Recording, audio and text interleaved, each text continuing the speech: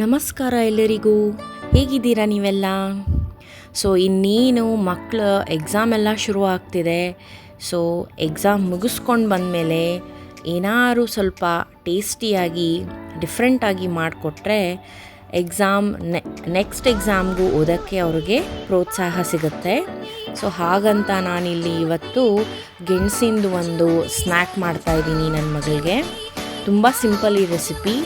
ಗೆಣಸನ್ನು first steam ಮಾಡ್ಕೊಳ್ಳೋಕೆ ಇಟ್ಕೋಬೇಕು.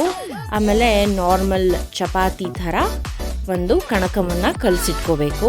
ನೋಡಿ, ಇಲ್ಲಿ ಗೆಣಸು ಚೆನ್ನಾಗಿ ಬೇಯ್ದಿದೆ ಎಲ್ಲ. ಇವಾಗ ಇದನ್ನು ಬಿಡಿಸ್ಕೋತೀನಿ.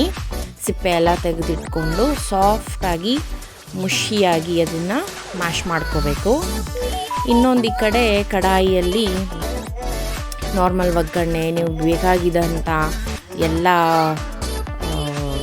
ಉಪ್ಪು ಖಾರ ಎಲ್ಲ ಹಾಕ್ಕೊಂಡು ಒಂದು ಸ್ಟಫಿಂಗ್ ರೆಡಿ ಮಾಡ್ಕೊಳ್ಳೋಣ. ಇಲ್ಲಿ ನಾನು ನನ್ನ ಮಗಳಿಗೋಸ್ಕರ ಮಾಡ್ತಾ ಇರೋದ್ರಿಂದ ಯಾವುದೇ ಥರ ಖಾರ ಅಥವಾ ಬೇಸಿಕ್ ಮಸಾಲೆನ ಯೂಸ್ ಮಾಡಿದ್ದೀನಿ. ಇದು ನೀವು ಎಷ್ಟು ಚಟ್ಪಟ ಮಾಡ್ತೀರೋ ಅಷ್ಟು ರುಚಿಯಾಗಿ ಬರುತ್ತೆ. ಸೊ ನಾನಿಲ್ಲಿ ಬೇಸಿಕ್ಕಾಗಿ ಚಾಟ್ ಮಸಾಲ, ಆಮೇಲೆ ಅಮ್ಚೂರು ಅದನ್ನೇ ಬಳಸಿದ್ದೀನಿ ಅಷ್ಟೇ. ಸೊ ಇದೆಲ್ಲ ಒಗ್ಗರಣೆ ಆದಮೇಲೆ ಗೆಣಸನ್ನು ಹಾಕ್ಕೊಂಡು ಚೆನ್ನಾಗಿ ಮಿಕ್ಸ್ ಮಾಡ್ಕೋಬೇಕು. ಇದು ಸ್ವಲ್ಪ ಡ್ರೈ ಆಗ್ತಾ ಬರುತ್ತೆ ನಾವು ಇಟ್ಟಂಗೆಲ್ಲ. ಸೊ ಅದಕ್ಕೆ ಸ್ವಲ್ಪ ಎಣ್ಣೆ, ಒಗ್ಗರಣೆಗೆ ಸ್ಟಫಿಂಗ್ ಮಾಡಬೇಕಾದ್ರೆ ಸ್ವಲ್ಪ ಎಣ್ಣೆ ಜಾಸ್ತಿ ತೊಗೊಳತ್ತೆ. ಸೊ ಇದನ್ನು ಚೆನ್ನಾಗಿ ಮಿಕ್ಸ್ ಮಾಡ್ಕೊಳ್ತಾ ಬಂದರೆ ಸ್ಟಫಿಂಗು ತುಂಬ ಸಾಫ್ಟಾಗಿ ಒಂಥರ ಕ್ರೀಮಿಯಾಗಿ ಬರುತ್ತೆ. ಹಾಗೆ ನಾನು ನಿಮಗೆ ಲಾಸ್ಟ್ ವಿಡಿಯೋದಲ್ಲಿ ಹೇಳಿದ್ದೆ ನಾವು ವೀಕೆಂಡಿಗೆ ಯಾವ ದೇವಸ್ಥಾನಕ್ಕೆ ಹೋಗಿದ್ವಿ ಅಂತ. ಸೊ ಮುಂದೆ ನಾನು ತೋರಿಸ್ತೀನಿ ನಿಮಗೆ ಯಾವ ದೇವಸ್ಥಾನಕ್ಕೆ ಹೋಗಿದ್ವಿ ಅಂತ ಫೋಟೋ ಹಾಕಿದ್ದೀನಿ. ಸೊ ನಾವು ಉಡುಪಿ ಡಿಸ್ಟ್ರಿಕ್ಕಲ್ಲಿರುವಂಥ ಸಾಲಿಗ್ರಾಮ ಅಲ್ಲಿರುವಂತಹ ಡಿವೈನ್ ಪಾರ್ಕ್ ಅಂತ ಒಂದು ದೇವಸ್ಥಾನಕ್ಕೆ ಹೋಗಿದ್ವಿ. ಅಲ್ಲಿ ತುಂಬ ವಿಶೇಷವಾದಂಥ ದೇವಸ್ಥಾನ ಅಂತ ಹೇಳ್ಬೋದು. ಯಾವುದೇ ತರಹ ಗರ್ಭಗುಡಿ ಇರಲಿಲ್ಲ ಅಲ್ಲಿ. ಎಂಟರ್ ಆದ ತಕ್ಷಣ ಸ್ವಾಮಿ ವಿವೇಕಾನಂದರ ಭವ್ಯ ಮೂರ್ತಿ ಕಾಣಿಸುತ್ತೆ ನಮಗೆ. ತುಂಬ ಚೆನ್ನಾಗಿತ್ತು, ವಿಶಿಷ್ಟವಾಗಿತ್ತು ಅಂತ ಹೇಳ್ಬೋದು. ಸಾವಿರಾರು ಜನ ಇದರಲ್ಲಿ, ಬಟ್ ನಿಶ್ಶಬ್ದ ಅಂದರೆ ನಿಶ್ಶಬ್ದ. ಒಂದು ಸತಿ ಖಂಡಿತ ಹೋಗಬೇಕಂತ ಜಾಗ. ತುಂಬ ಪೀಸ್ಫುಲ್ಲಾಗಿತ್ತು, ತುಂಬ ಮನಸ್ಸಿಗೆ ನೆಮ್ಮದಿಯನ್ನು ಕೊಡ್ತು ಅಂತ ಹೇಳ್ಬೋದು. ಸೊ ಇಲ್ಲಿ ನಾನು ಚಪಾತಿ ಹಿಟ್ಟನ್ನು ಒಂದು ದೊಡ್ಡ ಚಪಾತಿ ಥರ ಲಟ್ಸ್ಕೊಂಡಿದ್ದೀನಿ. ಅದಕ್ಕೀಗ ಸ್ಟಫಿಂಗನ್ನು ಚೆನ್ನಾಗಿ ಸ್ಪ್ರೆಡ್ ಮಾಡ್ಕೊಳ್ಳೋಣ. ನೋಡಿ, ಇಲ್ಲಿ ನಾನು ಚೆನ್ನಾಗಿ ಥಿನ್ ಒಂದು ಸ್ಪ್ರೆಡ್ ಮಾಡ್ಕೋತಾ ಇದ್ದೀನಿ. ಇದನ್ನು ಇವಾಗ ರೋಲ್ ಮಾಡ್ಕೋಬೇಕು.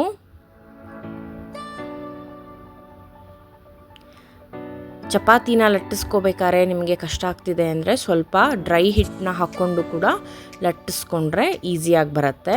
ಸೊ ನೋಡಿ, ಇಲ್ಲಿ ಈ ಥರ ರೋಲ್ ಮಾಡ್ಕೋಬೇಕು.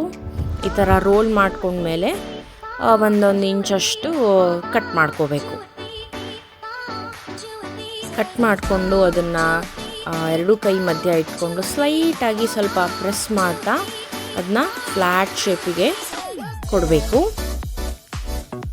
ಸೊ ಇದು ಈ ಥರ ಇದನ್ನು ಕರೆದಾಗ ಕಣಕ ಇರೋದು ಕ್ರಿಸ್ಪಿಯಾಗಿ ಬರುತ್ತೆ. ಆಮೇಲೆ ಒಳಗಡೆ ಗೆಣಸಿನ ಸ್ಟಫಿಂಗ್ ಏನಿದೆಯಲ್ಲ ಅದು ಮೆತ್ತಗಿರುತ್ತೆ.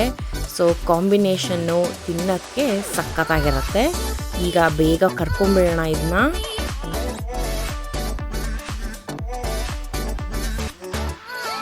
ಇದು ಗೋಲ್ಡನ್ ಬ್ರೌನ್ ಆಗೋವರೆಗೂ ಚೆನ್ನಾಗಿ ಕರೆದ್ರೆ ಕುರುಕುರು ಮೇಲ್ಗಡೆ, ಒಳಗಡೆ ಮೆತ್ತಗೆ ಸಾಫ್ಟಾಗಿ ತಿನ್ನೋಕ್ಕೆ ಮಜಾ ಬರುತ್ತೆ.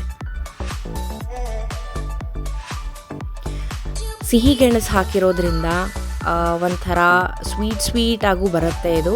ಸೊ ಮಕ್ಕಳಿಗೆ ಖಂಡಿತ ಇಷ್ಟ ಆಗುತ್ತೆ. ನನ್ನ ಮಗಳಿಗಂತೂ ತುಂಬಾ ಇಷ್ಟ ಆಯಿತು. ಅವಳು ದಿನ ಇವಾಗ ಸ್ಕೂಲಿಂದ ಬಂದಮೇಲೆ ಇವತ್ತೇನು ಸ್ಪೆಷಲ್ ಮಾಡಿದ್ಯಾ ಅಮ್ಮ, ಇವತ್ತೇನು ಸ್ಪೆಷಲ್ ಮಾಡಿದ್ಯಾ ಅಂತ ಕೇಳೋಕ್ಕೆ ಶುರು ಮಾಡಿಬಿಟ್ಟಿದ್ದಾಳೆ. ಸೊ ನಾನು ಹೊಸ ರೆಸಿಪಿನ ಹುಡುಕಿ ಅವಳಿಗೋಸ್ಕರ ಮಾಡ್ತಾಯಿದ್ದೀನಿ. ಸೊ ನಿಮಗೆ ನನ್ನ ವೀಡಿಯೋಸ್ ಎಲ್ಲ ಹೇಗೆ ಅನಿಸುತ್ತೆ ಖಂಡಿತ ಒಂದು ಲೈಕ್ ಮಾಡಿ, ಆಮೇಲೆ ಕಮೆಂಟ್ ಮಾಡಿ ನನಗೆ ತಿಳಿಸಿ. ಮತ್ತೆ ಸಿಗ್ತೀನಿ. ಬಾಯ್.